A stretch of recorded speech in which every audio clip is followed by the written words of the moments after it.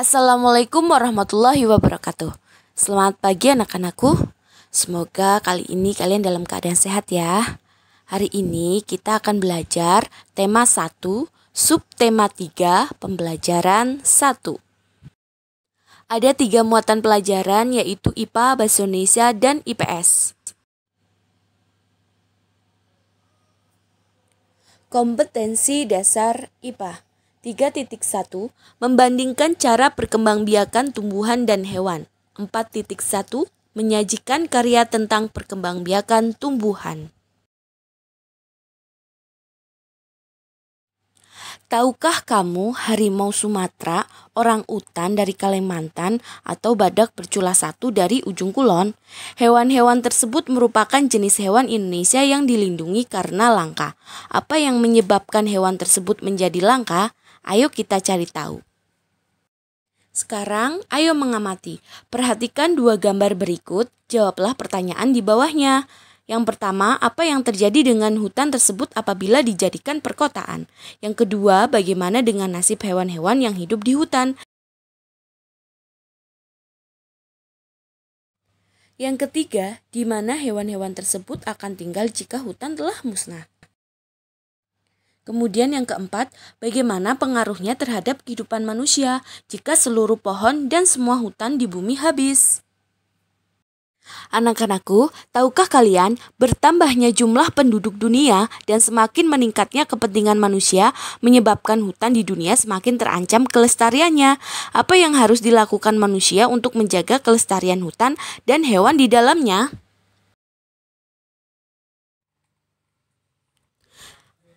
Baca teks berikut dengan teliti ya. Ayo lestarikan hewan dan tumbuhan langka Indonesia. Indonesia merupakan negara kepulauan yang kaya akan beragam jenis hewan dan tumbuhan. Setiap pulau Indonesia memiliki hewan yang unik dan menjadi ciri khas pulau tersebut. Komodo di Kepulauan Nusa Tenggara Timur merupakan salah satu contoh hewan langka yang dilindungi oleh dunia internasional. Pulau Komodo secara resmi diakui sebagai salah satu dari 7 keajaiban dunia. Pulau ini menjadi sebuah taman nasional yang dikagumi oleh masyarakat dunia. Taman nasional banyak terdapat di Indonesia, seperti Taman Nasional Tanjung Puting di Kalimantan yang melindungi orang utan. Tujuan dibuatnya Taman Nasional adalah untuk melestarikan hewan dan tumbuhan yang semakin berkurang jumlahnya. Bertambahnya jumlah penduduk menjadi penyebab utama berkurangnya hutan tempat hidup hewan-hewan tersebut. Pembangunan gedung dan perumahan menjadi penyebab menyingkirnya hewan tersebut dari habitat aslinya. Perburuan liar mengakibatkan hewan tersebut berada di ambang kemusnahan.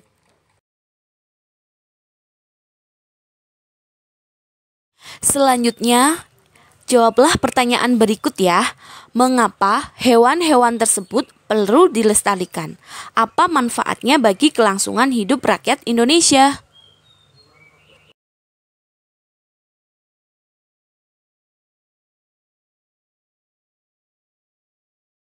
Sekarang menurut kalian bagaimana dengan hewan dan tumbuhan di daerahmu? Apakah kelestariannya terjaga? Cari dan kumpulkan informasinya ya.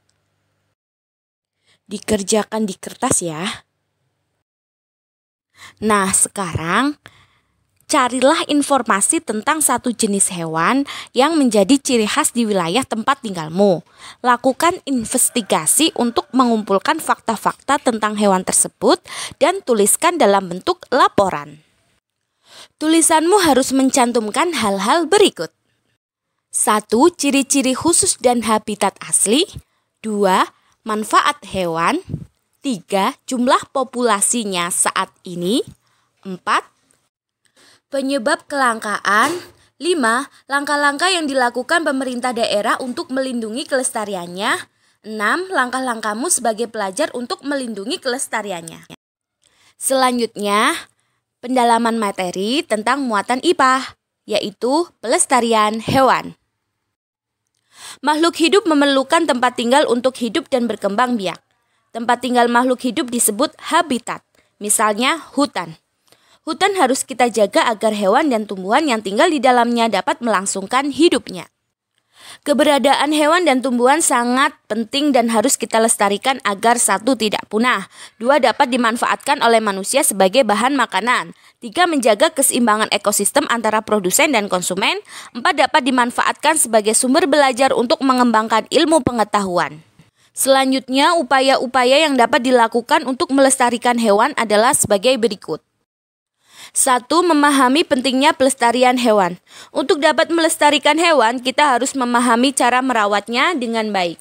Misalnya, jenis makanan, ukuran kandang yang sesuai dengan ukuran hewan peliharaan, serta kebersihan hewan dan kandangnya. Tidak hanya cara merawatnya, ketika memelihara hewan, kita juga harus memperhatikan jumlah populasinya. Jika hewan tersebut adalah hewan langka, kita tidak boleh mengusik keberadaan hewan tersebut serta menjaga mereka untuk hidup di habitat aslinya. Selain itu, kita juga harus mendukung aktivitas pelestarian hewan langka, misalnya dengan tidak memelihara hewan langka tersebut. Jika terlanjur memeliharanya, serahkan hewan langka yang terlanjur dipelihara tersebut ke lembaga yang berwenang, yaitu BKSDA, Balai Konservasi Sumber Daya Alam. 2. Membuat tempat penangkaran untuk hewan langka. Pembuatan penangkaran hewan bertujuan agar hewan langka dapat berkembang biak dengan aman. Setelah cukup umur, mereka dilepas ke alam bebas agar hidup secara alamiah. Penangkaran hewan dapat dilakukan secara ex situ dan in situ.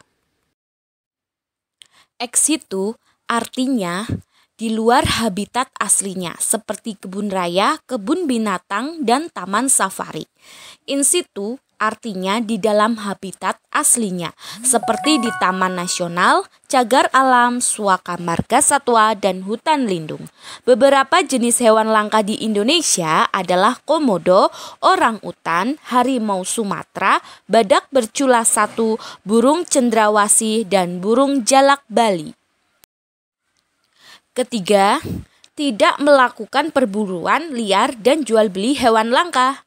Berdasarkan Undang-Undang RI Nomor 5 Tahun 1990 Pasal 19, setiap orang dilarang melakukan kegiatan yang dapat mengakibatkan perubahan terhadap keutuhan kawasan suaka alam.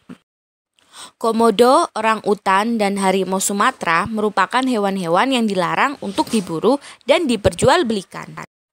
Selanjutnya, kita beralih ke muatan pelajaran bahasa Indonesia.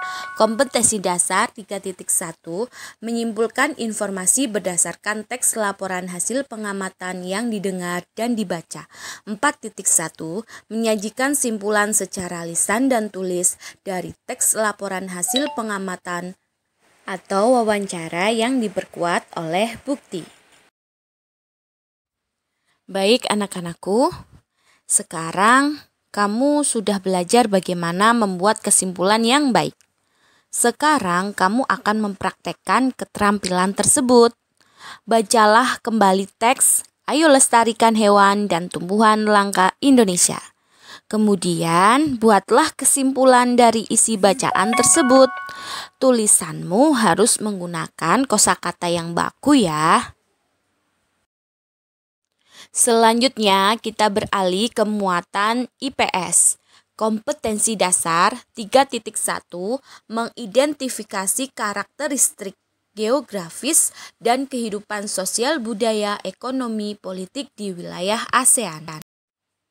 4.1 menyajikan hasil identifikasi karakteristik geografis dan kehidupan sosial budaya ekonomi dan politik di wilayah ASEAN. Anak-anakku, ayo membaca. Hewan dan tumbuhan telah memberikan manfaat yang luar biasa, bukan hanya untuk penduduk Indonesia, namun juga penduduk di Asia Tenggara. Kondisi geografis yang sama membutuhkan pengaturan dan pemikiran agar penduduk dapat hidup berdampingan dalam memanfaatkan kondisi alamnya. Selanjutnya simak teks berikut ya. Kawasan Asia Tenggara merupakan wilayah yang luas perairannya lebih besar dibandingkan dengan luas daratan. Keputusan-keputusan terkait permasalahan kelautan banyak dibahas oleh sebagian besar negara-negara ASEAN. Negara-negara di kawasan Asia Tenggara mempunyai sistem pemerintahan yang berbeda-beda. Namun pada dasarnya semua berbentuk republik, kecuali Thailand, Kamboja, Laos, Malaysia, dan Brunei Darussalam yang berbentuk kerajaan. Sebagian besar mata pencaharian penduduk di Asia Tenggara adalah bercocok tanam. Oleh sebab itu, kerjasama di bidang produksi hasil pertanian dan perkebunan dibahas bersama di Bali tahun 2003.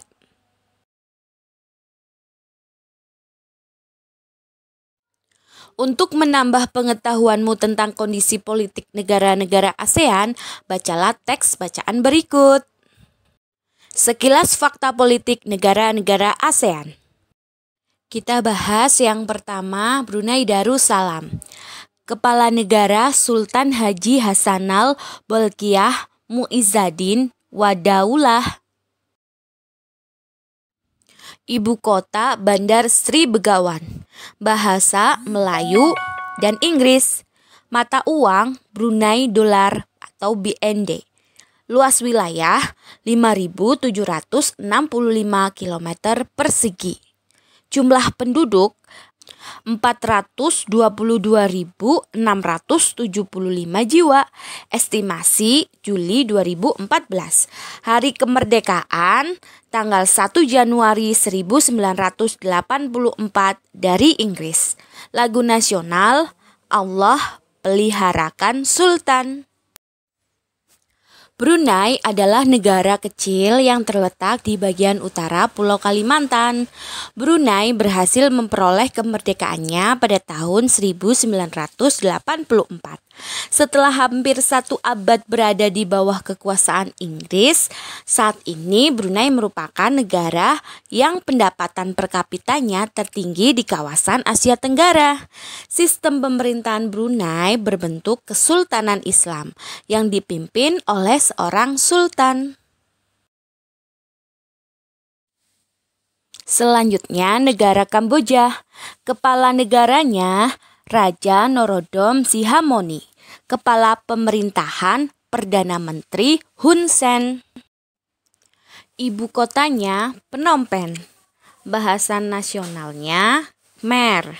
Mata uang Riel. Luas wilayahnya 181.035 km persegi. Jumlah penduduk 15.458.332 jiwa. Estimasi Juli 2014. Hari kemerdekaan tanggal 9 November 1953 dari Prancis. Lagu nasional No Courage, Royal Kingdom. Luas wilayah Kamboja tidak besar. Wilayah Angkor merupakan pusat pemerintahan Khmer. Kekaisaran ini menguasai sebagian besar daratan utama Asia Tenggara di abad ke-9 sampai dengan abad ke-23.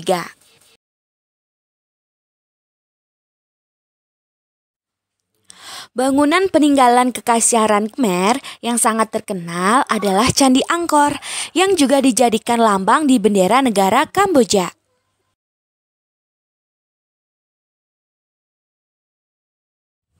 Selanjutnya, negara Indonesia.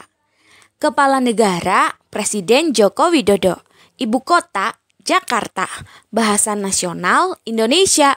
Mata uangnya rupiah. Luas wilayah 1.904.569 km persegi. Jumlah penduduk 253.609.643 jiwa. Estimasi Juli 2014. Hari kemerdekaan pada tanggal 17 Agustus 1945. Lagu nasional Indonesia Raya. Indonesia merupakan negara dengan luas wilayah terbesar di Asia Tenggara. Negara kepulauan ini memiliki kurang lebih 17.000 pulau.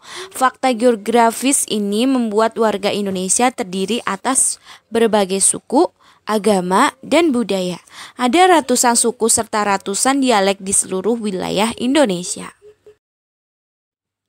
Pancasila merupakan dasar negara yang ditetapkan oleh para pendiri bangsa Indonesia. Nilai-nilai yang terkandung dalam Pancasila diambil dari tradisi serta nilai-nilai bangsa. Nilai-nilai ini dianggap mampu menjadi landasan perilaku bangsa yang beragam, latar belakang etnis dan budayanya. Selanjutnya, negara Laos. Kepala negara Presiden Bouhang Vorachit. Kepala Pemerintahan Perdana Menteri Thongloun Sisoulith. Ibu kotanya Vientiane. Bahasa nasional Lao. Mata uang Kip. Luas wilayah 237.955 km persegi. Hari kemerdekaan pada tanggal 19 Juli 1949 dari Prancis. Lagu nasional Peng Sat Lao, Hymn of the Lao People. Nenek moyang penduduk Laos berasal dari Cina Selatan. Pada tahun 1353, penduduk Laos dipimpin oleh Pha Ngaon yang menyebut wilayah yang dipimpinnya sebagai Kerajaan Sejuta Gajah. Kerajaan besar ini bertahan hingga tahun 1700-an sampai akhirnya terpecah belah. Sekitar tahun 1800, sebagian besar Laos dikuasai oleh Siam. Kemudian Prancis mengambil alih dan memerintah di sana tahun 1893. Pada tahun 1893, Prancis mengambil alih kekuasaan. Pada tahun 1954, Perjanjian Jeneva menetapkan Laos sebagai sebuah negara yang bebas dan netral. Perang saudara masih berkecamuk antara pasukan yang setia kepada pemerintah melawan gerilyawan komunis Pathet Lao. Selanjutnya, negara Malaysia. Kepala Negara Sultan Muhammad V. Kepala Pemerintahan Datuk Sri Muhammad Najib bin Tun Abdul Razak. Ibu kota Kuala Lumpur. Bahasa Melayu, Inggris, Cina, Tamil. Mata uang ringgit. Luas wilayah 330.803 km persegi. Jumlah penduduk 31.746.000 jiwa. Hari kemerdekaan 31 Agustus 1957 dari Inggris. Lagu nasional Negaraku. Tahun 1400-an wilayah di Selat Malaka mulai dikenal sebagai pusat perdagangan. Sejak saat itu, wilayah tersebut menjadi daerah yang diperebutkan. Tahun 1511, Portugis berhasil menguasai Malaka. Tahun 1641, Belanda mengambil alih. Lalu tahun 1786, Inggris masuk ke Malaka dan menguasai Pulau Penang. Tahun 1824, Belanda menyerahkan Malaka ke Inggris. Pada masa Perang Dunia Kedua, Jepang sempat menduduki Malaka. Namun, kemudian Inggris berhasil menguasai kembali Semenanjung Malaya di tahun 1945. 3 tahun kemudian, Inggris membentuk Federasi Malaya. Di tahun 1957, Federasi Malaya berhasil mendapatkan kemerdekaannya. Inggris juga menyerahkan Penang dan Malaka. Selanjutnya, negara Myanmar. Kepala negara Presiden Tin Kyaw. Ibu kota Nang Phi Tao. Bahasa nasional Myanmar. Mata uang Kyat. Luas wilayah 676.578. Jumlah penduduk 55.746.253 jiwa. Estimasi pada bulan Juli 2014. Hari kemerdekaan pada tanggal 4 Januari 1948 dari Inggris. Lagu nasionalnya Kabamake atau Till the End of the World Myanmar. Tahun 1948, Myanmar menjadi negara merdeka yang menganut sistem demokrasi parlementer. Perdana Menteri pertama bernama UNO. Tahun 1958, pihak militer yang dipimpin oleh Jenderal Un Win menjatuhkan UNU. Mereka mengambil alih kekuasaan negara. Sejak saat itu, Myanmar menganut sistem satu partai politik dan meninggalkan sistem demokrasi parlementer. Selanjutnya, negara Filipina. Kepala negara Presiden Rodrigo Roa Duterte. Ibu kotanya Manila. Bahasanya Filipino, Tagalog, Inggris, dan Spanyol. Mata uangnya peso. Wilayah luasnya 343.448 km persegi. Jumlah penduduk 107.668.231 jiwa pada estimasi Juli 2014. Hari kemerdekaan pada tanggal 12 Juni 1898 dari Spanyol. Lagu nasionalnya Lupang Hinirang atau Chosen Land. Nama Filipina berasal dari Philip II, Raja Spanyol di abad 16 saat Filipina dikuasai Spanyol. Pada tahun 1898, Spanyol menyerahkan kekuasaan atas Filipina ke Amerika Serikat setelah Perang Spanyol-Amerika. Di tahun 1935, Filipina sudah memiliki pemerintahan sendiri. Namun kemerdekaan mereka tertunda oleh Perang Dunia II dan serangan dari tentara Jepang. Hingga akhirnya tentara Amerika Serikat berhasil membebaskan Filipina pada tahun 1944 sampai 1945. Negara Republik Filipina diproklamasikan pada tanggal 4 Juli 1946 yang dikenal sebagai Hari Republik. Selanjutnya, negara Singapura. Kepala negara Presiden Halimah Yacob. Kepala pemerintahan Perdana Menteri Lee Hsien Loong. Ibu kota Singapura. Bahasanya Inggris, Melayu, Mandarin, dan Tamil. Mata uangnya dolar Singapura. Luas wilayah 716 km persegi. Jumlah penduduknya 5.567.301 jiwa. Estimasi pada bulan Juli 2014. Hari kemerdekaan 9 Agustus 1965 dari Federasi Malaysia. Lagu nasional Majulah Singapura. Singapura adalah wilayah terkecil di wilayah Asia Tenggara. Jumlah penduduknya paling sedikit, namun Singapura dapat menjadi negara yang paling maju. Hal ini tidak lepas dari peran Lee Kuan Yew, pendiri dan Perdana Menteri pertama Singapura. Ia memegang jabatan Perdana Menteri selama 7 periode berturut-turut. Selama masa kepemimpinannya, Lee Kuan Yew melakukan banyak perubahan. Ia dapat membangkitkan semangat bekerja warga Singapura untuk mewujudkan Singapura maju. Singapura tidak saja maju di antara negara-negara di wilayahnya, namun juga di antara negara-negara di dunia. Sampai hari-hari terakhirnya di tahun 2015, Lee Kuan Yew terus berbakti menyumbangkan pemikirannya kepada Singapura. Selanjutnya negara Thailand. Kepala negara Maha Vajira Longkoin.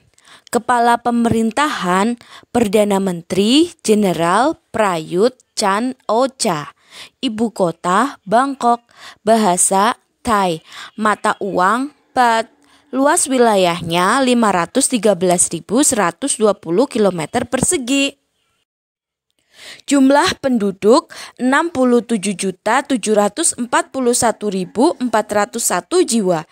Estimasi pada bulan Juli 2014. Hari kemerdekaan tidak ada karena tidak pernah dijajah oleh negara lain. Lagu nasional Plang Chat Thai, National Anthem of Thailand. Thailand adalah satu-satunya negara di Asia Tenggara yang tidak pernah dijajah. Dahulu dikenal sebagai Siam, Thailand sendiri memiliki arti tanah kebebasan. Sejak 1932, Thailand menganut sistem monarki konstitusional yang dipimpin oleh seorang raja. Raja kemudian memilih Perdana Menteri dari anggota Dewan Perwakilan. Thailand mulai dihuni oleh manusia diperkirakan pada 2000 tahun sebelum Masehi. Hal ini diperkuat dengan ditemukannya situs arkeologi di Ben Chiang. Selanjutnya Vietnam. Kepala negara Presiden Tran Dai Quang. Kepala pemerintahan Perdana Menteri Nguyen Yuan Phuc. Ibu kota Hanoi. Bahasa nasional Vietnam. Mata uang Dong. Luas wilayah 331.210 km persegi. Jumlah penduduk 93.421.835 jiwa. Estimasi pada Juli 2014. Hari kemerdekaan 2 September 1945 dari Prancis. Lagu nasional Dien Quan Chau, The Song of the Marching Troops. Vietnam merupakan sebuah negara sosialis yang dipimpin oleh Partai Komunis Vietnam. Presiden merupakan kepala negara yang sekaligus menjadi pemimpin militer. Perdana Menteri dipilih untuk menjalankan pemerintahan. Penduduk awal Vietnam berasal dari lembah Sungai Merah sekitar 5.000 tahun yang lalu. Mereka bertahan sampai sekitar 207 sebelum Masehi. Mereka ditaklukkan oleh seorang pemimpin Cina yang membentuk kerajaan bernama Nam Viet.